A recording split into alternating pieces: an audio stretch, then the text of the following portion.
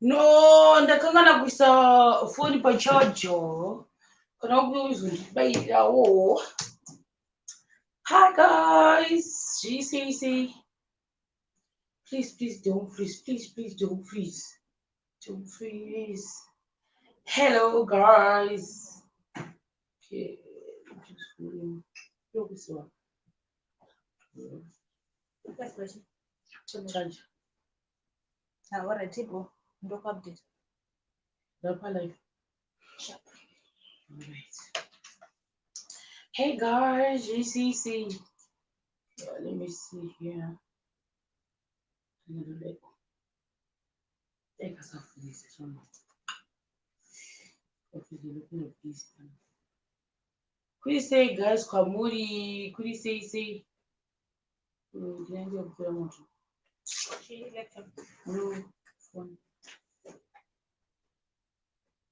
I've connected the charger. Where's the cord?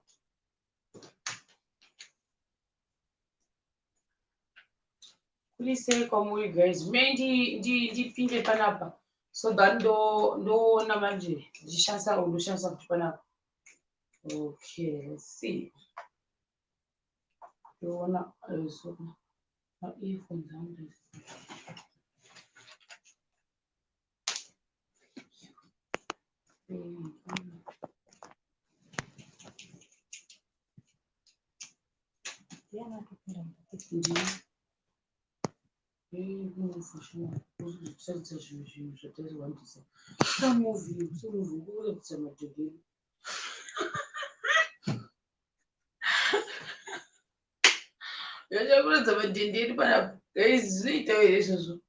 Alright, yes, ndakuona manje. So gatiye ndakangozinda link.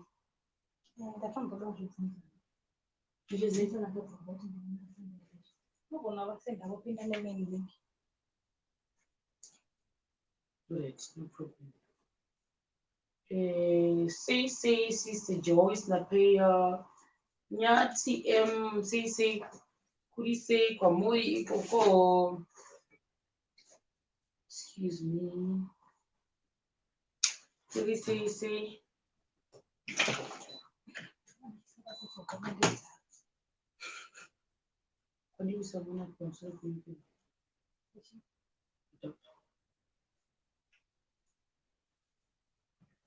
Right. See.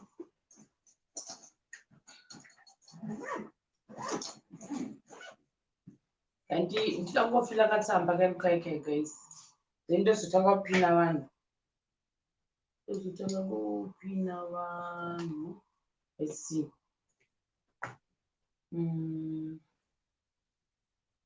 Do this and okay later. Yeah, right, guys. This road takasparkwa kani zuri takasparkliwa. Okay, let me see. Filise Katio Modista Tokozani Mulaleya China Patresi Ratizo Bona Sisi Winnie Chrissy Coco Mabel Thelma Zinzanda Sisi Kugochechi Magorima Enia Befa Chinaka Tracy, Chrissy, Omi Jamba, Katio Modesta, Cece, who else? Oh man, I'm in my comments. Lokadia, Murira, Moli, Rise, Kuzanai, Rusimo, Right Removals, Jokas, Chiliboy. You know what guys, I think ndichambotaka kuposta panapa because ndikufana kusenda link pana someone ndikufana kusendera link panapa asi tambopinda nelink saka let me send this link kwaari ndikutobvunzwa link sorry ndikandisende link ndakangana kusenda link sorry you guys nditi so Right. Mirendi send the link. Kune vanhu ava. Right.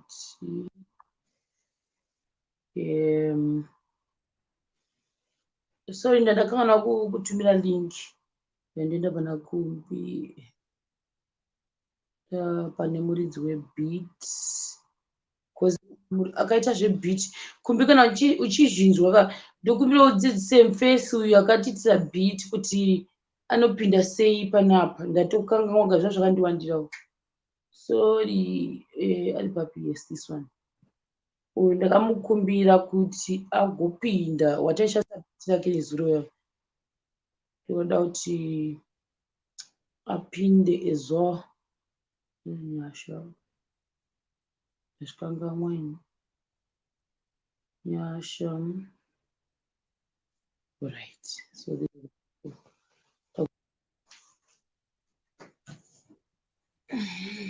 ndakanganwa ini. Alright. Right. Ndichazivini wawandisa vanhu vacho wachona wadakanganwa kumhorosa.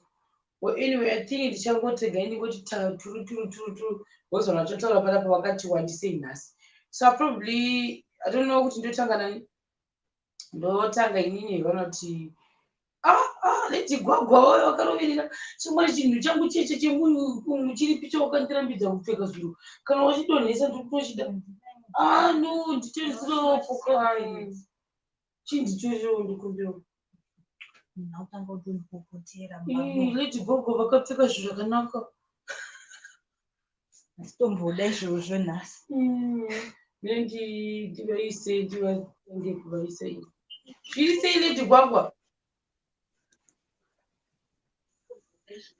Leti gwagwa. Hello? Yes, kurisei? Hi, Mashemarians, Masurasei. Hello? Can you hear me? Yes, right.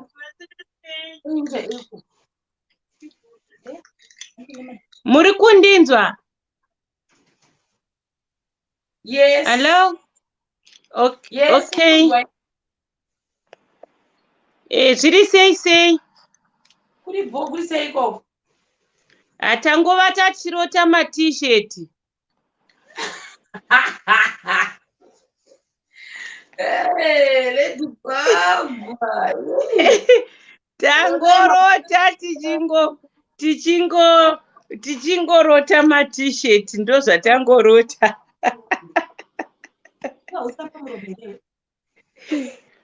Leti gwagwa makutipinza bhizi panapa unoita kuti utakutodzoka futi neikira yedu. Watanga kukopa futi. Kowa wadii kuchipfeka chakanaka wandi. That's nice. That's nice.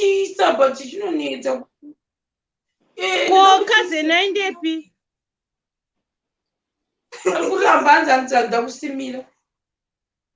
Okay, kweiwe kachimbobva 2 minutes anokuisa. Ngandise. Chingobva 2 seconds akuise then wodzoka. Indi chifanotaura. Hello, Mashemarians, hello. Zviri sei. Yeah, leti gwagwa nhasi vadzoka. Kuri kupisa zvisingaiti saka tangoti chingorova cool. Kanyatsosvika pedo munyatsoona. Yeah. Madheko tambosiya aripo tikati tozobvisa zvedu today. Yeah. Tangorara tichirota nokusera tichirota ma-t-shirts.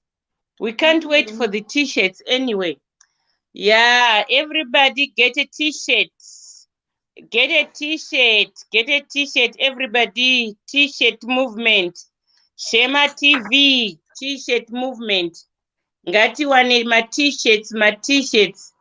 Zvokutoti tichatombozoita rimwe dhere t-shirt day. Zvakarongeka, chikwata zvakarongeka. We thank everybody. Takamirira hedu host wedu aenda unopedzisa kuita ma blink. Yeah. So chakaitika. muchigadzirira. Wonditaure zvangu ka? Tifambira nenguva. All right. Yeah. Inini preparation yangu yakaitika in the week. Ndandiri off kubasa ndikati regai ndirongeke. Ndobva ndarongeka ndobva ndaisa madecoration angu kuside uko. Ndobva ndatobvisa mamwe home decor kuside ikoko. Ndobva ndatoisa madecor ese ikoko. Then manje zvazoya pakuti ndakuda kutesta neselfi kuti chii chinenge chichibuda. Sezvakamboitika the other day foni yangu yakatanga inini ndini mabharangizha haisi foni. Inini ndini mabharangizha. Zvematekinoloji zvine age. Handichawisi kuti ndoita sei, handichavoni dheko dzangu. Ndazofonera mwana wangu andita go through ndazobata kuti zvoitwa sei. Ndazogadzira imwe kamera yazotarisa kufront. Makamera ese anga akasetwa kutotarisa kuback. So one camera was supposed to come front. So zvaita ndakuti nditsvake table manje handichadika kumboita kaya katebhu kandakamboita kakaya kebirthday ramanjenjenje. Ndikati ndakutora kaimwe tebhu iyo ndakwevana dining room table mai mwana rinorema zvisingaitire girazi. Dai ndaizozodzosera dai ndakutaridzai zvarakaita. Ndakaremegwa ndakakweva ndoga rasvika ndachizoti ndimanje kuisa foni pane zvichaita apa yava sandi. Ndabvisa ndatanga kudzosa kwangu kwandajaira uku. Wanike zvinhu zvangu zvazvakawanda manje handina hangu kupanika. Ndakabvisa on time. Wa ndazoseta ndaita ndo setting. Kurongeka kwose kwakapera. Zvandakanga ndakaseta I dismantled and reset again. Ndo pamasetting up. Then pa makeup pakaita drama. Ndovunga mukatasa paflyer pane imwe foto yaiswa yandandakamira ndiri mupaki. Tikati zvandaitwa izvi zvakanaka. Regai ndimboenda kupaki ndinoita photoshoot for something else to use another day. You looking lovely now. Look at that. That's lovely. You're looking nice. Thank you. So ndaenda kupaki kuya ndaitwa African makeup ya ndapendwa. Ndazotsva mai mwana ndatsva ndakusweta. Kungoti hamunazonyanya kuona rimwe side rakarisina mamadhotsi echiline rechi2. Zvimwe zvakaiswa pahuma. Dai kuri kunzi ndinoshowa the other photo the original. Zvabva apa ndombozvi kuti makeup kit yangu iripo kuti nditsvake maconcealer kuti white ichibva. Apa ndakuona pa TV pari kunzi time yachinja 20 minutes. Ndikati Mwari kudzwai. Ndazonotsvaka makeup kit yangu ndatsvaga concealer. Ndakutanga kuconcealer zvimwe zvazvaerera zvewhite. Ndava neconfidence manje. Everything bobo. Munhu wandakatumawo mahewa bobo. Ndane mahewa angu zvese bobo. Otherwise handina kumbonyanya kuita pressure zvakanyanya. Ndo chete about my preparation. Pakangozoita mabharangizha pakuchinja setup nemabharangizha emakeup yanga yoerera nesweat. But hazvakangozoita sorted. Wow. So, makafuna kupi Lady Gwagwa? Hello? Ndikati maataya makamawana kupi maataya munawo? Attire. I've got lots of African attires because of MC job rangu. Saka I'll post my videos pa Instagram. Zvandinoita ndikapedza kubika every event, most of the events. Vari mu-UK vakambosvika pama-events angu. Ndinopfeka African attire. Ndogadzira mafruits, ndomaisa big tray or big rusero. Ndodengezera.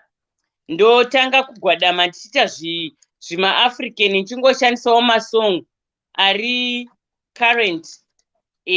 So ndakaunganidza ma-African attire akawanda.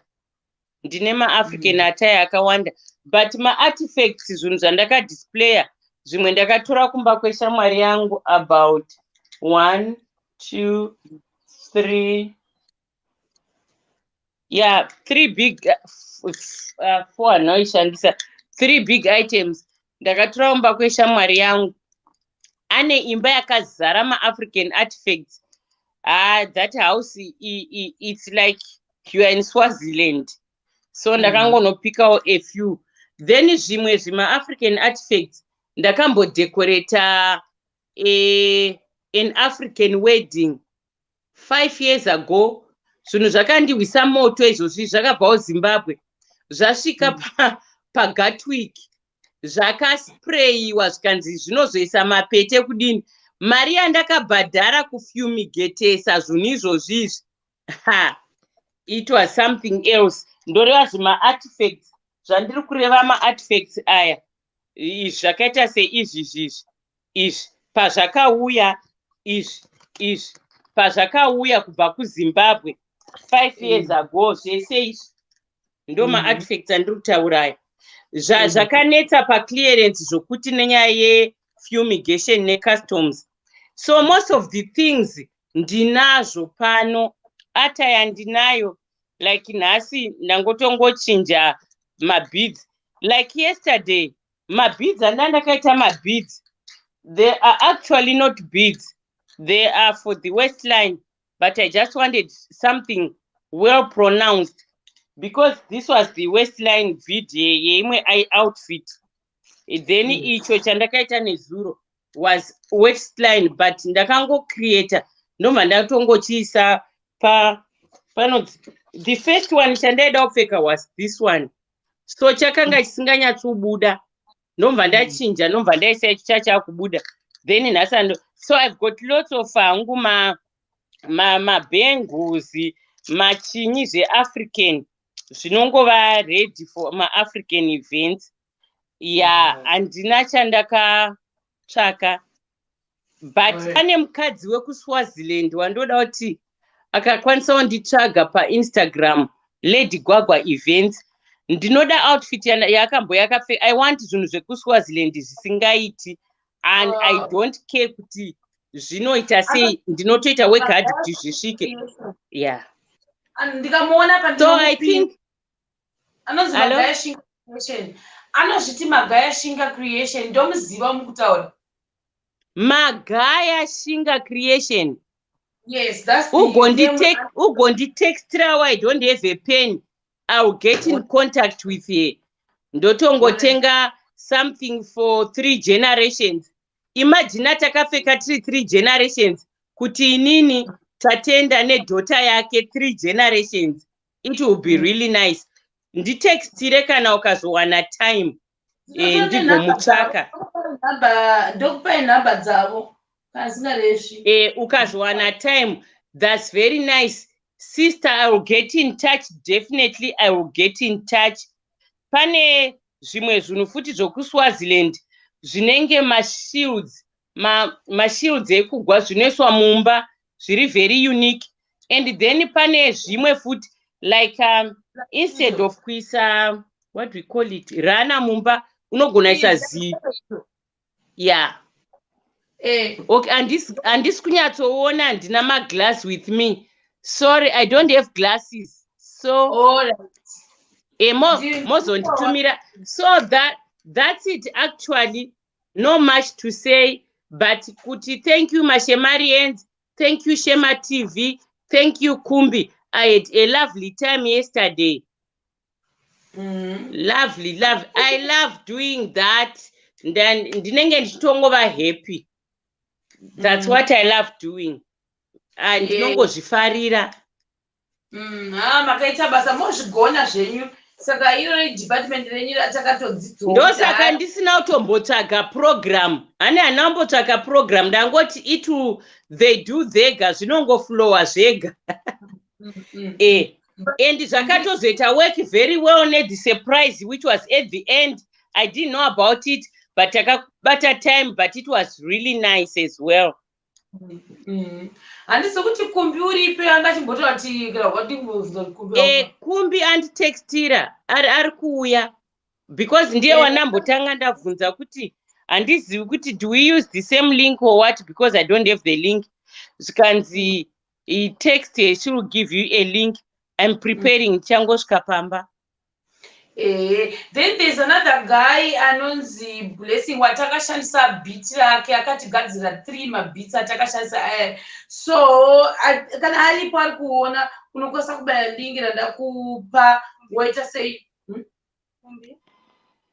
unokosa kubaya linki wopinda naro handiti saka iwe nyasha you ready kutaura kutaura iwe chipinda utanga kutaura right segai nyasha ataurewo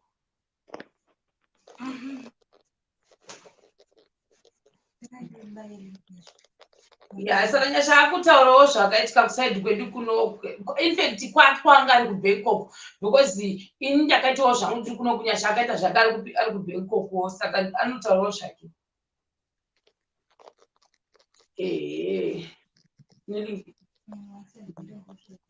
right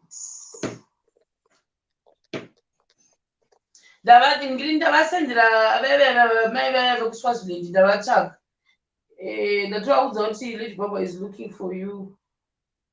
Thank you very much. Thank you. Zvimwewo zvinhu ndinotumigwa nemafriends angu ari South Africa neZimbabwe as well. Hi Kumbi. Hi Nyasha. Hi, how are you? That was quick, Kumbi. That was quick. Ndikungonzwa kuti live ikandikutonya samhanyi mhanya chaiko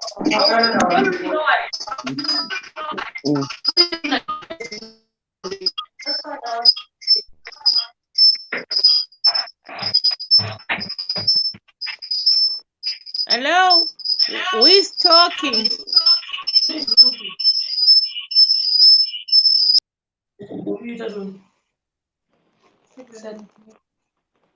It's not me. Kumbi zviri sei? Maswera zvakanaka. Taswera bho. Kuneta. Makazoita after party here? Ndikuita after party ndazongwiri kana ndamutswa ndangunzi wakutoenda. Kwangu nema meeting but ndarara kusvika today. Saka zvozoto zvinga zvakanaka. Angari mabarangisha chaiwo. Mabarangisha t-shirt yakandinakidza ya. Ini ndatongojoka ndichiti kekero rinonzi mabarangisha. I didn't know about the t-shirt, but I was just talking about ngoti mabarangisha. Actually, yesterday I appreciated your, like kamuono kamaita. If you had noted, they try kubarangisha zvinhu in a way. So ndakafara kuti makabva makurumidza kuona kuti nhasi mukomana ari kunyasoita kubarangisha chaito the fullest. Okay. Sema tiri kungotaura hedu takamirira kuti uda kuti zviitwa sei. We just chatting, takakumirira. Kunyasha ambozama kupinda futi unoti i-device rananga chama echoes futi. Okay. Okay, Kumbi. Nasi. Okay, yeah. Makati. Nyasha taura futi. Hello. Hello guys. Muri kumunzwera Nyasha? Taura tizo Nyasha. Ndiwe. Okay, so what happened on my side is like pandakaenda kuBangkok ndakangopindawo mumba mangu ndobva ndatarisa zvinhu zvakaona kuti zvingashanda for African theme. Saka maruwa mavhastand neduri ndakazviona kupi? Ndakazviona kuBangkok. Then netumatswati ndakabva nazvo kupi? Ndakabva nazvo kumba. But the rest shape ndeyakaita sei? Ndeyakaita. Then for the brigadier zvema-t-shirt kuno vachazotaura kupera. Ndopedza. Jesus.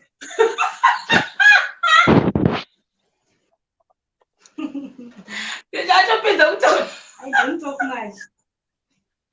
I don't talk much, right? Kumbi taura. Just hold on. Blessing anga chindifonera. So I think let me share my link. Just hold on. Ndadamupa link zvangu bana chekutika uchinzwa Kana umupa link then it's fine. Akangwara anoziva kupinda. It's not first time. Nyasha atopedza. Nyasha atopedza here. So Nyasha nhasi ndiwe mabharangizha iwe. Can I exit and return because call yake yaafecta ningirekini. Yaafecta ku so I'm exiting and then on the pins. Pauri kuita exit ndine chimbofanira kutaura imbomudzisa kuti anopinda sei Kumbi kana uchindinzwa. Iwe nditaure maybe kusaidi kwangu zvangu. Ini ndotaurisa manje ndosara ndada kuti vamwe havo vataure vachine energy vasanyanya kuzomira vachibhoekana. Saka ndada kuti vamwe vatange vataura.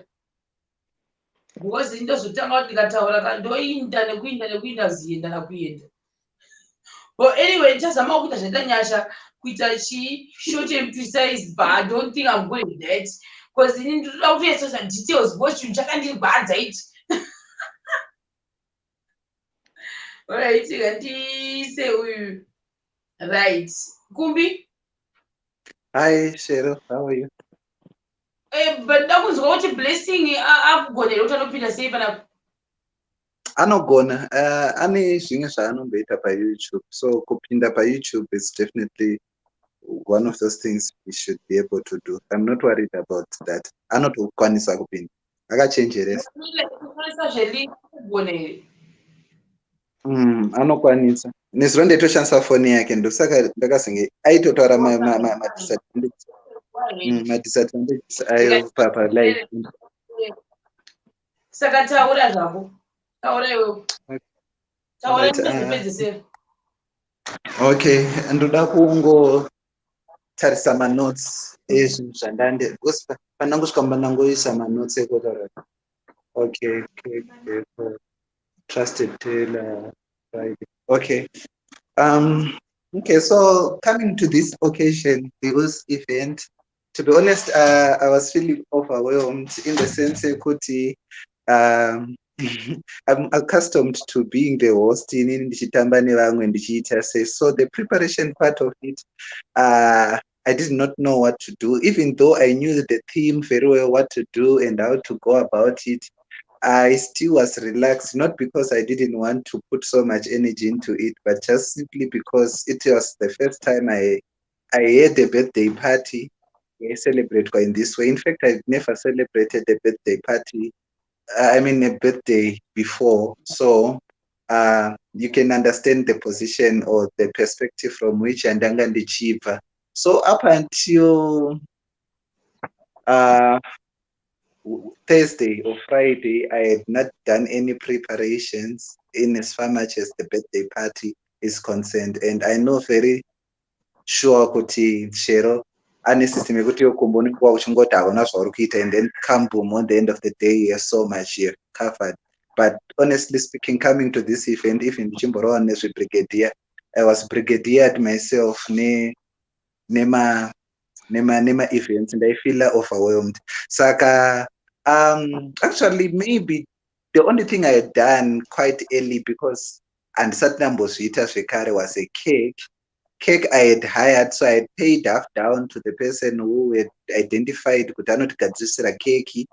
But now the instruction from that guy was, Kumbi, once you do your payment, please forward the proof of payment into my account so that I can as well start preparing the cake if there is any need of something chekuti chinoda kuitwa advance in time or maybe parikuda mani. So I did pay, I think more than half or 70% of what was instructed from me.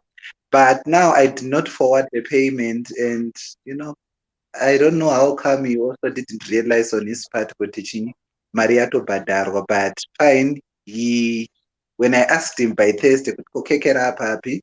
The guy was like, Mareka Shikere. Then I'm like, okay, Doma Barangisha Achoka, because Mara, I paid a week before, but munhu asati atanga kubika cake. No, this is my proof of payment. So I was actually worried, but now I can only hope that it's only kuti munhu haana kuona kuti mari yakabhadharwa, but I paid into the right account because I have this thing of probably missing one number or something like that. But fortunately, I paid into the right account. It's just that the guy had not seen kuti chini mari yapinda, or I mean akazviona, but akangochusa kuignore. Fine. But the cake was nice. Apart from the fact that it came as a last-minute project, the cake was fine. It's tasted great, and I liked it. Thanks to everyone who contributed, particularly on my cake. There was people who Kumbi, we want a nice cake. So thank you. Before this at the team. Yeah, attire. So I'm too specific, I'm too choosy, I'm not gonna relax. But then I moved around on a Thursday, hoping to just get, because here in SA there's just plenty, but obviously with the whole situation we are in, not all shops are open and some people are just out of business. So even if you move around, you're not going to find as many things with that, without so much stress. So I moved almost half of the day. Actually, that was the day Tanjigadzira t-shirt emabarangisha on this side. So I tried to join two events, but ndotsvaga tie yangu yetraditional.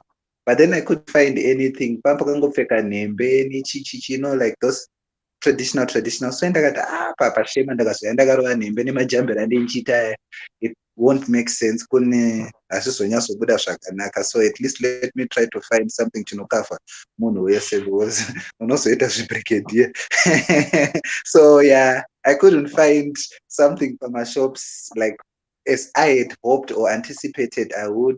And then I called one of these guys. I think I trust him, especially when it comes to events, at least kanandishida, because I'm too specific. So I don't even ndisonere zvakati ndoda chakadai. So ndo ndangomufona ndakati mudhara paita basa panapa, muripo here, ndikuda something like this. We couldn't find the color, and then he gave me another option, which is what I ended up wearing. But I had hoped for something that was completely different, but because of time and all that, actually hakuna machira acho aidiwa yaya. So that was fine. He made the attire, akandimezha. We actually made new discoveries. When COVID started, ndandiri pa 30K, size 30. Now I'm size 34, which means kuti pakutoda kuti ndimhanye. Zvakasimba. Makeke ese andadya arikuda kuti ndinyatso exercise. Saka tela itoshamisika kuti umfana wasimba kudai, so what's going on? Ndakati ndiri kuitwa nemashemari enzi ndovari kuita kuti ndidai. So fine, ndameshwa paipai, ndaenda Kumba. That is on a Thursday. I called him on Friday morning, maona jira zvanzi ajira ndarwana, but I'm going to collect it later today. And then on Saturday, the guy called me akati ndakutotanga kuita attire. So I don't know how tailors do their thing, but well, it seems they could work on it within a short period of time, and they could, saka ndangoti apika zvavanogona. But now when I went there, so I had emphasized to him, knowing very well kuti unogona kungobhaiswa nemunhu. I knew very well kuti at least even if it's late, I should still have time yekutry attire. I went to the tailor, manheru ndakati yaita, zvakanzi yaita uyotore. And then I don't know kuti musi wacho ainyatsomezha chii kana kutiwo ainyatsoshanda, because hanzi pandakanyatsoona ndakusona manje, pandakaona size ndakati but this is too big for Kumbi.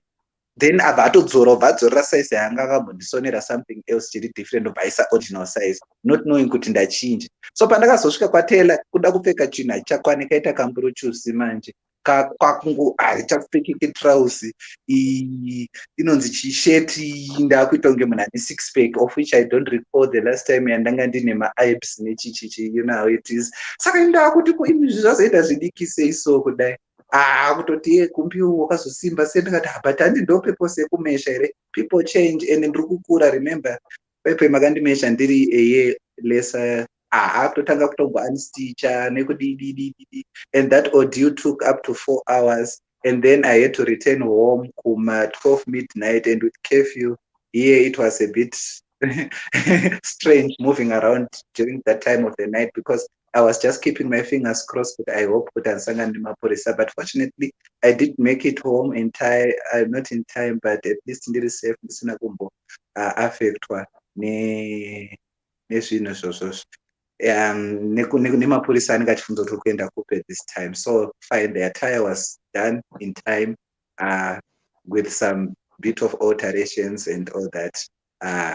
Thank God. And then coming to the deco, so I'm trying to summarize as quick as possible in very in today's episode.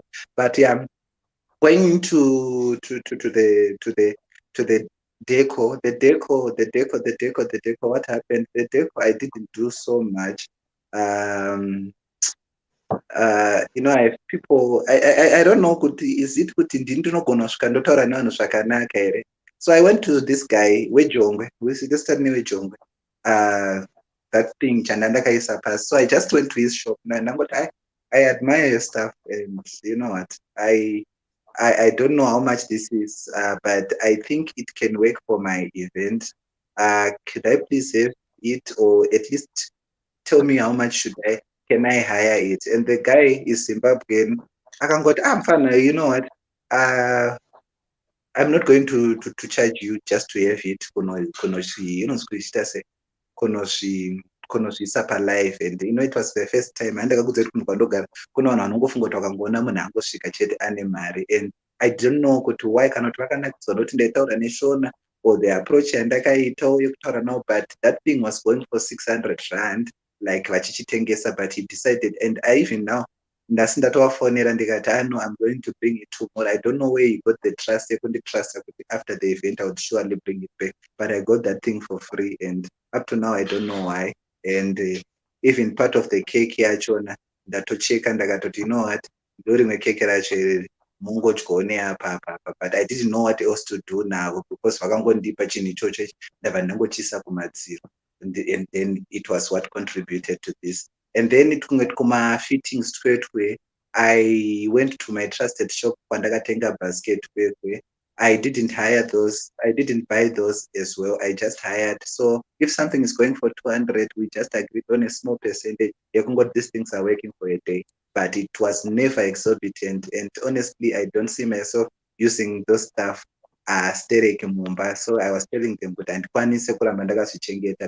can support in this way. And then I paid the original price and get instructed for each item and I got more. But based on it, then one on the refund, which is what I did today. On the refund, I think part of Marianda and Badara, 80% so 20%. So everything else apart from that big jongwe, I hired those stuff, and yeah, it was good. Just going into one more story. Yeah, cake. So yesterday was Mabarangisha. So the setup was a bit difficult because my tables actually and we had to do, and the cake also we wanted it to show shakanaka because you see the shape is not the most ordinary one. So I mean it's a flat cake. So we wanted it because we loved it so much. So the way we set it up, but the moment I can say toda kuti keke richichekwa. When I moved the keke rakadona, most people didn't realize keke rakadona, and then that was when I realized kuti life manje ndaichaira because my sister akazviona kuti keke radona, but my way ndati iwe nyarara, ndakangoti nyarara uya pano, you know, like I mean how did I get into that zone yekukomanda, and I know kuti pane zvanga zvakuitika ndati nyarara uya pano abva auya ndati bata apa enda unodzima camera enda unodzima audio titange kuprepare obva anodzima camera. It was also her first time trying to switch off a camera. She didn't know kuti inotobatswa nepapi. Of course she did it, and well, we held the cake together at least for presentation purposes. kuti vanhu vanyatsoona kuti chii, but ranga ratodambuka by then, rakadonha with an impact. But no one, I swear, unless I told ndisina kutokudza, you would have nevertheless kuti keke rakadonha. But I mean kudonha kwekeke hakuna kubvisa kunaka kwekeke and all that, saka but it was just one of those moments yakatisheka kuti akomana zvaanga akutoita mabharangisha. And if I had not been in that commanding position yekutoshamwari chilai, I think ndakaita kunge driver wayo aita pakunyatsoziva kuti bhazi harisisina mabreak and vanhu vari kuridza mhere kumashure. Ndakati nyararai, we are under control, we can do this, and we did it, and finally the part went on well. I don't know if I have anything else to say. Let me just look at my notes, but I think I've summarized everything I wanted to say. I'm just checking out Jesus. Okay, okay. No, it's fine. Everything is settled. Everything. It's okay.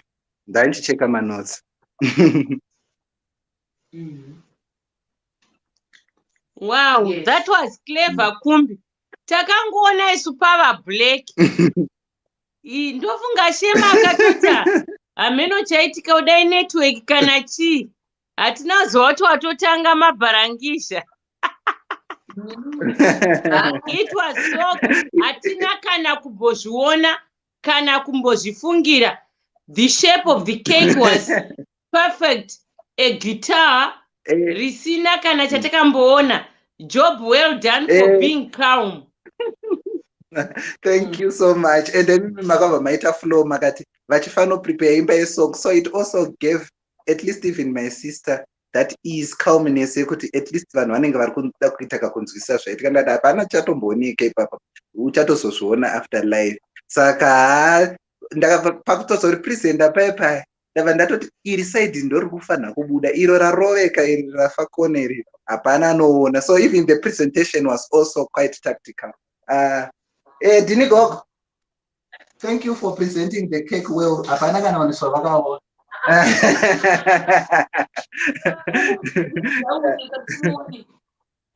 Dini Gogo, where?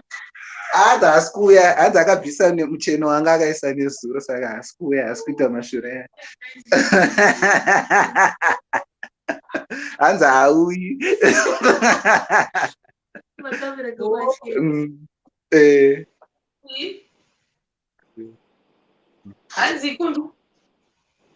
Okay, chitaura something uri background.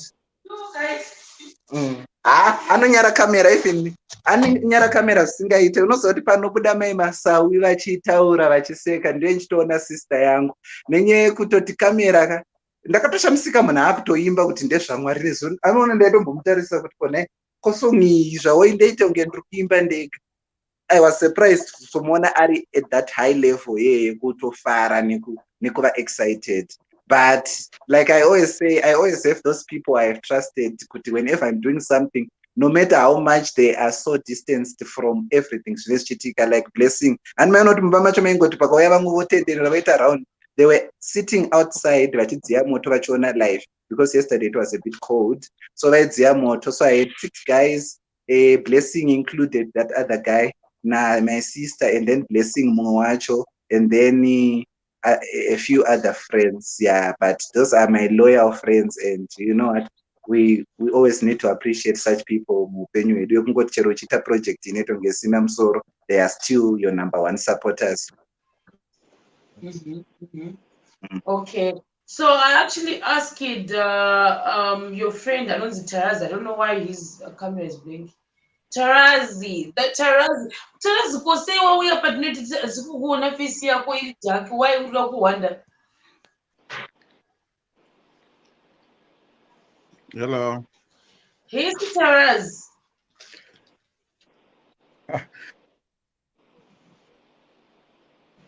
Tarazi. How is it, guys? Should I say? Maybe well done. Well done. Now we can see you. Everything is fine. ngaadzore audio yake anenge ari kunzwa madivhaisi two. Really? Anozwa machi? Anenge ane madivhaisi two. Yini nasikuzvinzwa kunzwa maego nayo. Kusiu Kumbi uri kunzwa madivhaisi two wega. Lady Gwagwa muri kunzwa 2 devices here. Aiwa, ndiri kungonzwa 1. Kana ndiri kunzwa 1 nyasha testified kuti 1. So what's the problem with your ears, Kumbi? Alright, kwat. Mabarangijo. Taraz, what is God to say? Otherwise, okay, guys, ndakumbira Taraz kuti auye. Taraz ndakamuconnectwa na Kumbi, I think a few days ago, because ndakuti asha iwo wakamboti unoitwa beach, saka tichese tokumbira uti itire munhu anoita sei uti gadzisiro beat. Saka Kumbi ndofunga ngane pressure kati no rega nditokuti ache serious ka munhu uyu rega ndichese ndikuede pa uyu pachi 3-way call. So that's how I got to talk to this guy. Ndobva atoti saka I remember the first 3 akati pamabeats ndinamboti no asikumada, then but tigadzire mamwe futi 2 chigona tochuza ripo tikane mangoma kautire rumba bagadzira mamwe 2, but then the thing is pakagadzira mamwe 2 achoni I didn't take the other. Maybe you can explain wega kana kuti ndikutsanangurire inini Taraz. All right. What happened is like Sharon approached me. I got Ardama beats. Then Ardama beats a type ya game. Nungo that everyone and a type ya game music ya anoda. Saka she explained kuti no imdoda shaka die. So Zadero, what I did was I had to make my beats actual. So at first, like I said, that 3, I'm very sure about that Sharon Dijo. Yeah. Like I said, that matatu. That said, that 3 dero. Sharon, I got the first one is a bit better. The second one seems also a little bit better. But can you make something Chaganaga? You know, Sharon got that from Chaganaga, so she was pursuing for her quality, for her standard. Saka, I tried to do that. Then luckily also she chose also another one. That's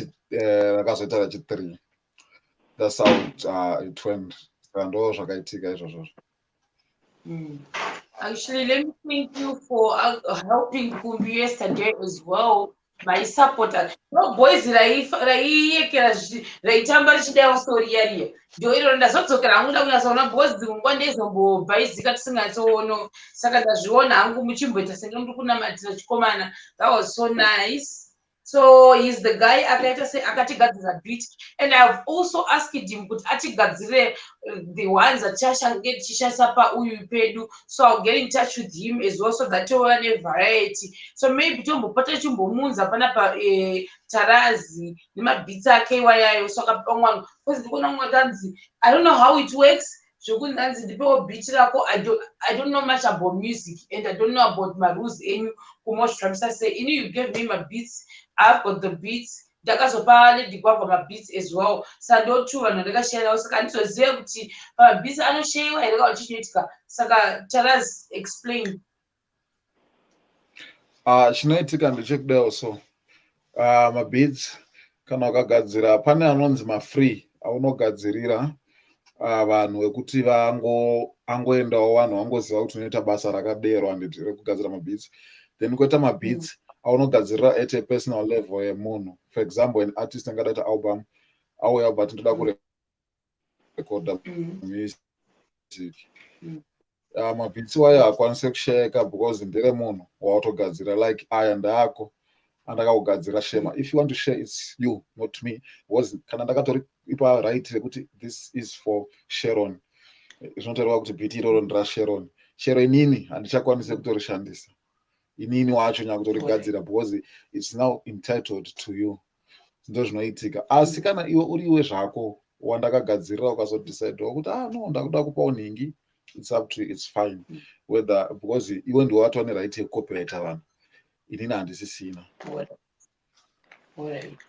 But anyway, The funny thing about mabhitsa yaka akatanga pacho ndaita kuti anzima ndo mangani masketch atakazotamba straight isusu ndo aiva masketch ake but at the end of the day ndo akazoita mabest beats edu manje atakambengeta ndo atakazochuza but it was really nice and I'm looking forward kuti tiwane mamwe mabeats from you for our next week occasion so that vanotanga kuramba vachifarira work yako as well. So this is Tarazi. Do you have my social media handles ndizvo vapamwe anogoda kuda kufollowa zvinoitika izvozvo like Kumbaudo anenge ane followership yakewo pamwe inenge ichitaura naye kuseri saka pamwe pane vanogona kuuyawo pamwe vasikana vanenge vachida kudzidziswa kuti mabhitsi anobayiwa sei achisanganiswa nevamwe vanenge vada kuimba futi saka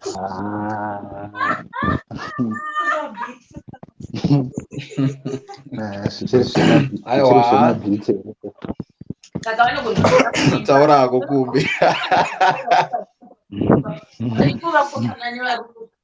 asi ndinonenda kuziva kudepartment revanhu vechiyekera vese vakasangana vanouya. You did a very good job. The party was different nokuda kwemusic. Takatamba takanakidzwa. Thank you so much. Job well done. Ini nangu mabhitsi musandityira shema. Handiti zvemusic ndichatomadhilita.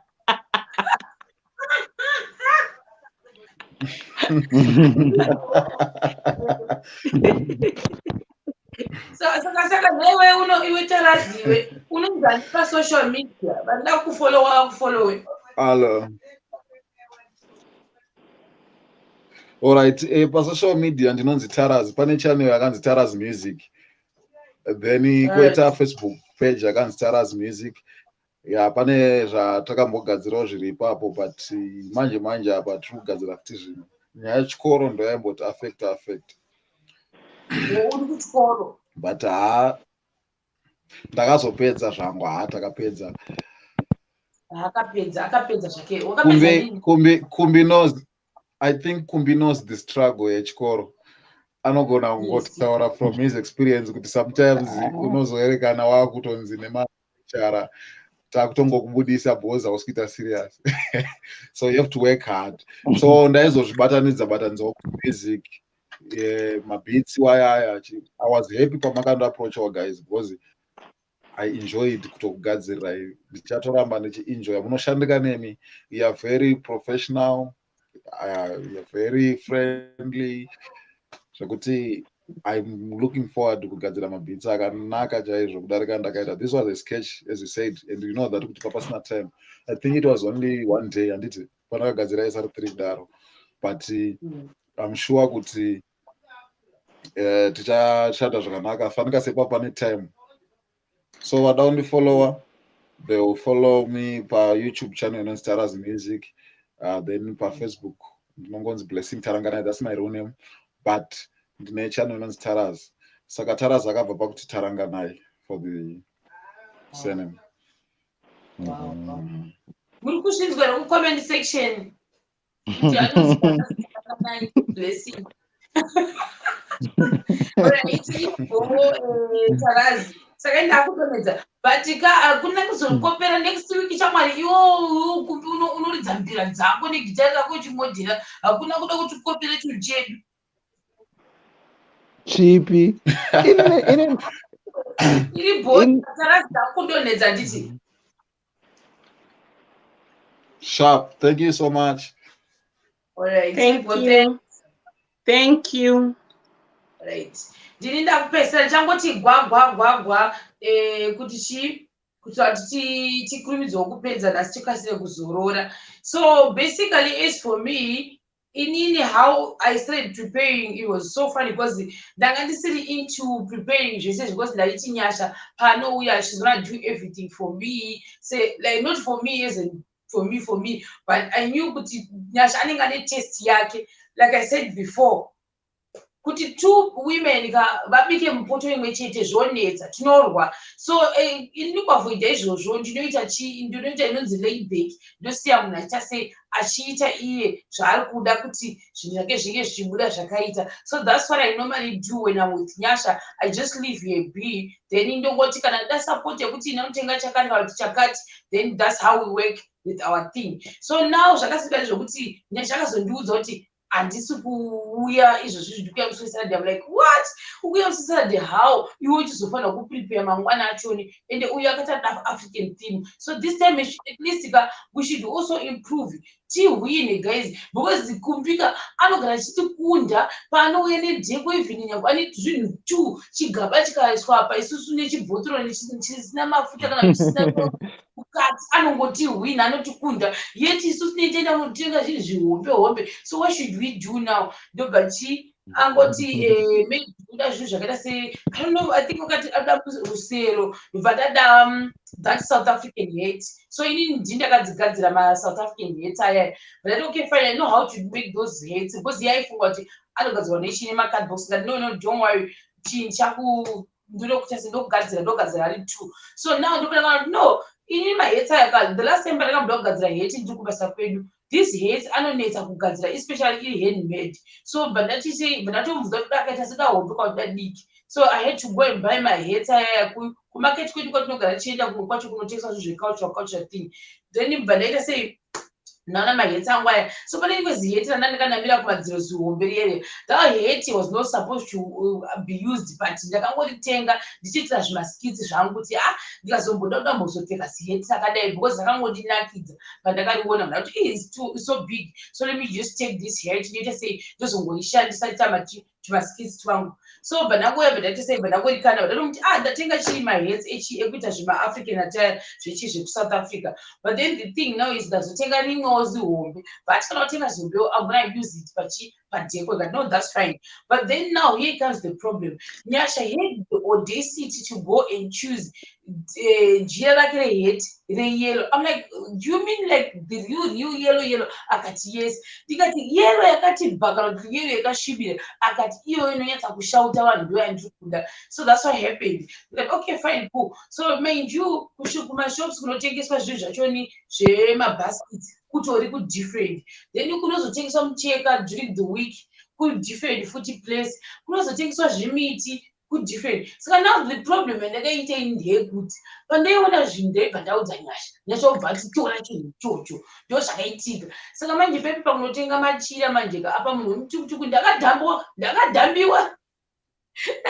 nemunhu wetukutuku akanditi aiwa sara hako ina ndichakwanisi bhozi ndandaita zinguva ndichifamba mustreet ndobva ndabva mustreet miyamiya sakunzwa kuti andida mutsvairo futi ndikati okay fine ndichazorao ndinotsvaga kupi mutsvairo wachoni. Ndakuda kuti ndichienda kune mamwe because ndaifanira kuenda kuma-3 mastreet ari different yeti unenge uchingotenderera like a cycle kudai. So saka think vanhu munoma havana patience yekuzoti vasiri vachikumirira uchimbopinda uchichuza ichi mabhids uchichuza ichi havana nguva yachoyo. Vakanditevera mushopu baba vakandine mapabhe kangu nepemari yangu usara nezvinhu zvako nemukwende yangu vedu mukwende yangu yakakura bhozi ndine maziheti akakura kudenga. Ndakatanga kufamba nemasaga angu mustreet ndobva ndatanga kufunga kuti ko ndikasangana nevanhu vandaishanda navo kubasa kwedu veve kana kuti mastudents vachati kudii. Ndakatanga kufunga ndakupenga ndichipa oversensitive akakura apangama wacha angabvaruka. Saka ndini ndandachinoita majika ndobva ndamaisa kusure kwangu kudai uzonjada akana juice because kwandikufanira kuenda ndikufanira kuti ndikabva munomba ndikufanira kunofamba ndofura mashopu about 4 ndozodzoka kuti kusure because ndaifanira kuzondotura matukutuku kusure uko kuti ndisiye ndikashava. Saka ndosiyira hani ndosiyira kupi kuti ndisiye mushopu manje umo ndakanoka zvifungo ndaifanira kuenda muAmazon shopu ndinonyebera nyange ndasingadi kuikira green tea yangu ndinonyebera kundoitenga kuti ndikuda kutenga ndobva ndatokumbira kusiya zvinhu zvangu muno ndonoita ma-errands angu ese ndozocollect. Ndakanga zvifunga ndakasvika last stage baba vandisiyira mukwende yangu ndagara pamberi pechitoro chechacha ndandanotenga mashinda daidai ekuzona batana ndakazomadzoka kwechituka ndiwo akandiitisa futi papo apa inda ndachinyara ndisingachagoni. Guys, maijuka wiki yese kubva muswe Monday kusvika musi Friday ndairara 2 hours every time, ndairara like every day ndairara 2 hours. So bhodhi yangu yakaguma I think ndaneta Zimbabwe, ndikatorisiva mamwe emails from mamwe mashemaienzi akati are you okay, haukusounda kunge like usisiri ningiri, ndikati no I think I'm very tired. Apa ndaitadza kurara pese pandaida kutokurara kudai ndodafunga kuti meiwe ndosvaka Saturday zvinhu zvake zvezvechi zvesa zvaita apa zvinhu zvezve guys pakugadzira maheti ndigoita dhizama ndigocheka cheka zviri wrong naimwana kwakudai ndicheka zviri wrong but zvinondiita sei because achabude ngati kana ndakagadzira heti yani ndanga chisina kuita zvakanaka achafungwa ndaita nemwoyo usiri wese. So it means kuti I have to make this heti iluke perfect yangu handina basa ngokuti sei ikazorukawo zvimwewo zvinondoluka zvana basa ndachaituzira makalasi ari uye tete ndakadzokera ka2 kushokuba ndakadzokera 2 apa pamain 2 handina transport ndadzokera kusipyoka ndikuita maraundi angu esaya ndazoenda kushopyoka ndatenga micheka ndadzoka futi ndaita makustandoka ndaona zvinhu zvimamiti ndikabva ndamuti unoda zvimiti here bva nditi badaisa mabhidhoko kwaunditi chuza zveredhi zvezvo zvimutita zvanga azvichifumbika zvakareba kuenda mudenga umo unoita kunge like munhu yakumboenda kusangano uchiita zvokukwira gomo nemasiti ikakumbotsaka ndoitakura sei miti iyoyo ndakaisenga miti iyoyo ndikabva kumaitopikokomemona ndikatendera that was the first day.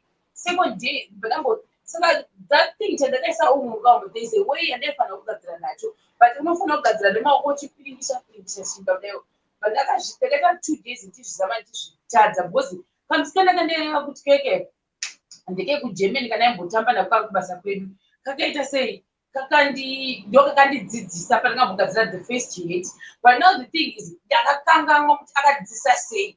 So ndakaita ndakazoguma ndaita 2 nights ndichizama kuti I think ndogona kuzvigona zvaramba ndakuita zvokuka nechirukwa but ndaneta ndazoita chibva zvapera.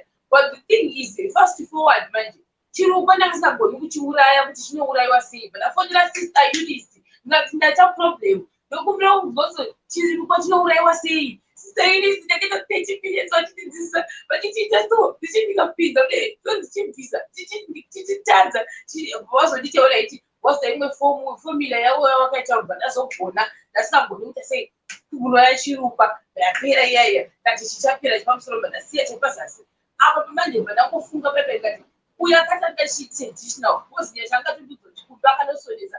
I'm like what kana kumba akanosonesa ndakana African ataya yacho ndatora like imwe mechiyo yangu like tisketi ndakazopfeka chete ndakachigadzira ndega nemaoko ndikatinorera nhema ndoba ndatora jira rangu apa ijira ndaifana unosonesa mechi kana mai vangu kana nda kuZimbabwe tinosona matching outfit vanonoreva nhemayo ndokutora jira rangu rere ndatora jira rangu ndoba ndati ndakusona kugadzira dress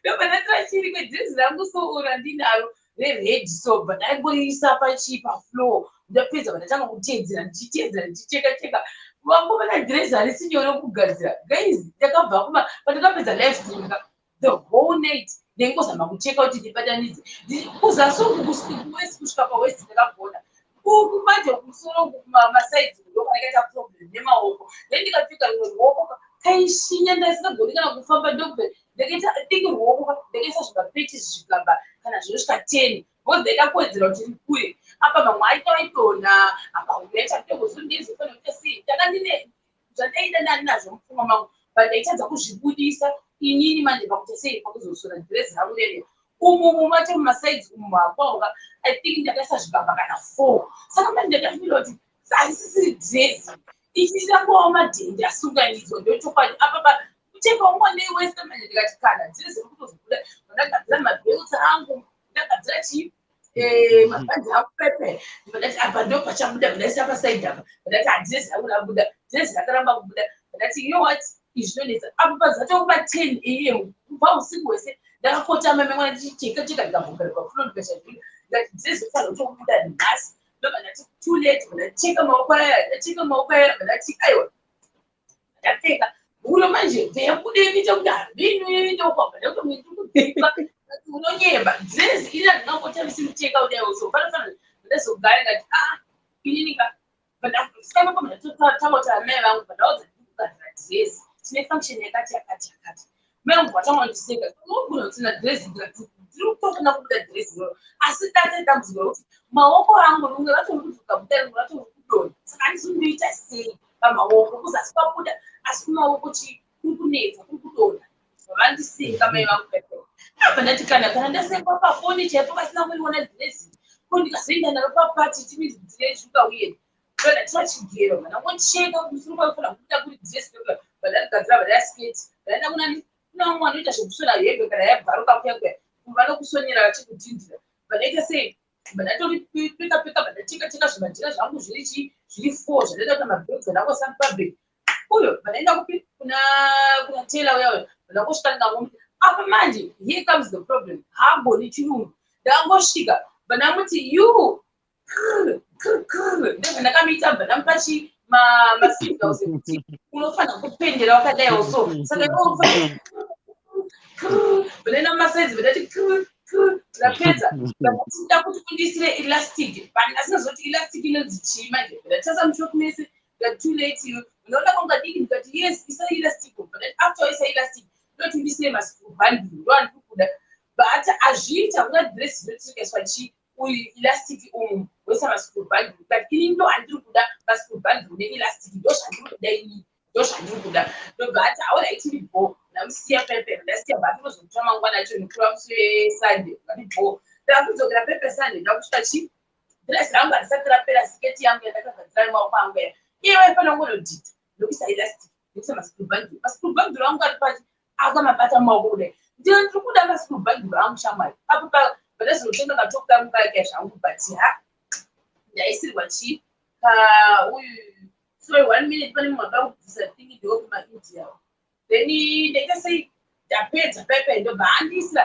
but dambudziko rikaenda pakaisa masibhandle anga ari deputembo moza deputembo kuti haana kusimba ekuti anongodonha ndosaka palife pepe ndaigara ndichidaiwo so ndidai apa ndandatombomapimwa kana nyasha kuti anyatsopinda but aingodonha saka kamaita madembutembo ndoproblem yakaitika but siketi yangu yakabuda ndakaigadzira nemaoko angu bhoza pana kuti this time amugona buy anything hakuna kumukwatatogoina nditotidoro ndikuigadzira ndega I'm done with buying ndozvandakaita izvozvezvo ya panyaya yemarusero ndakangoidawo kana kutengwa pamarusero nezvizvi zvataiyekera taifanira kuyekera izvi zvikaizvi yachakazogadzira badza but zvazvo ndezvokufena kudai yes tekupesamba madecorations chimwe chatakaita ndechekuti zvimapuranga zvamakaona zvizvi inini bhedheti nayo kaide inosimudzika mametresa ine zvimasimbi zveblack zvamakwana zvazviri kusaidhi zvimasimbi zvebhedhi but takazvifunga takuita decoration because of part of our plan so pazvakationa vadati let's use these things as decorations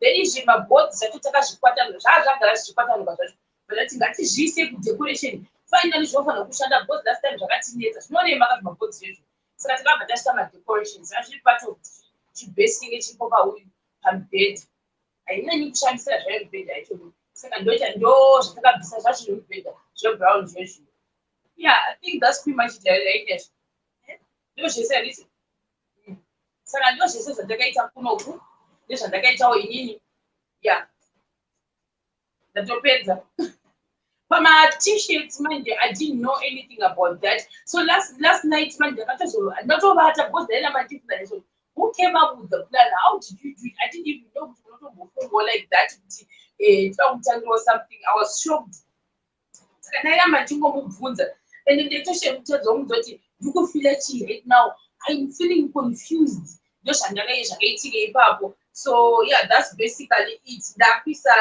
link kana kuti asikuziva kuti sisaimusi anofanira kupinda here mbombotisanangura panyaya yema-t-shirts kana kuti ndidhokumudara I don't know who's then isu handiti tapedza unokwanisa kuti dropa here katomira ndokosa kudropa it's fine thanks yehe tapedza chiti dropai kuti vamwe vapinde tigopindawo mucomment section alright thank you Lady Baba thank you Kumbi thank you Nyasha thank you Shema TV thank you comment section bye alright bye Kumbi Thank you, Lady Kwakwa. Kumbi I don't know mama taurana kuti jana kufanira kutaura Indiri kufanira kutaura kuti chinyi? Sister Elizabeth Kumbi. Right. Alright, please, alright. What still busy? I'm seeing a message. So now. I don't recall. Actually, the thing is, I don't recall agreeing any one of the people vari muurongwa hwezvinhu zvacho kuti tichataura kuti chinyi, but and even zvonizvo sharing much details as of now. I think ndinenge ndichiita service. Kumbi, let's do this Adichika. Tomorrow when I do the live, maybe finalize we can actually talk about that. Maybe after that we talk story time as usual. Then it was a pizza talk about that. Finalize. I think that's the best idea than to talk about then you analyze it and say kind of confusing, right? Yeah, just give us until tomorrow because ndakatangotaura ma-details asati afinalized, I think then chipapari. So yeah. All right, tomorrow then. Tomorrow but ma-t-shirt aripo zvavo. But ma-t-shirt aripo zvavo. I think we just need to finalize on how they are just going to be disbandled and all that. So the whole thing is just kungoti saka isi nyaya yekungoti ingori nyaya yekungoda kuti tive tikwanise kuvhara any loopholes that might come as a result yeprocess yachona, but otherwise once zvinhu zvacho zvatotanga we will have everyone will have them soon. Kungoti kune vakuru kudarika inini vanokwanisa kutaura nemazvo toita finalization, but otherwise it looks great. Anyway, thanks Kumbi. Thank you. Okay. Thank you so much. Good night. Love you. Night. Linky. There's a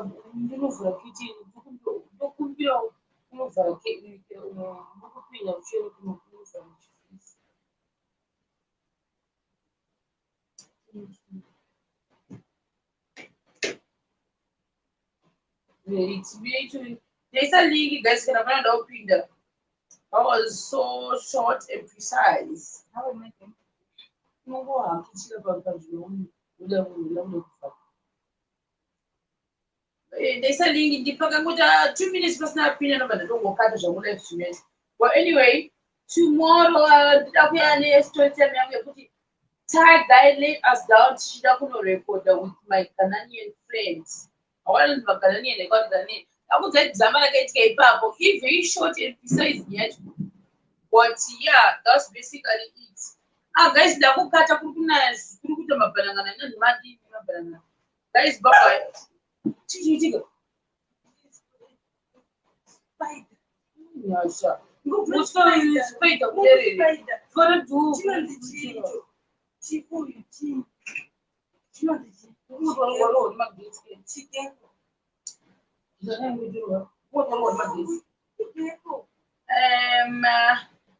Yeah, guys, that way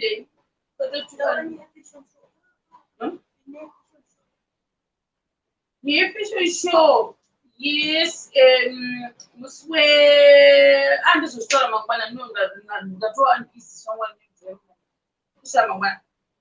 Guys, good night. Total Mangwana, the with the official show I watched. Oh, update you tomorrow. Good night, guys. Bye. Good night. Good night.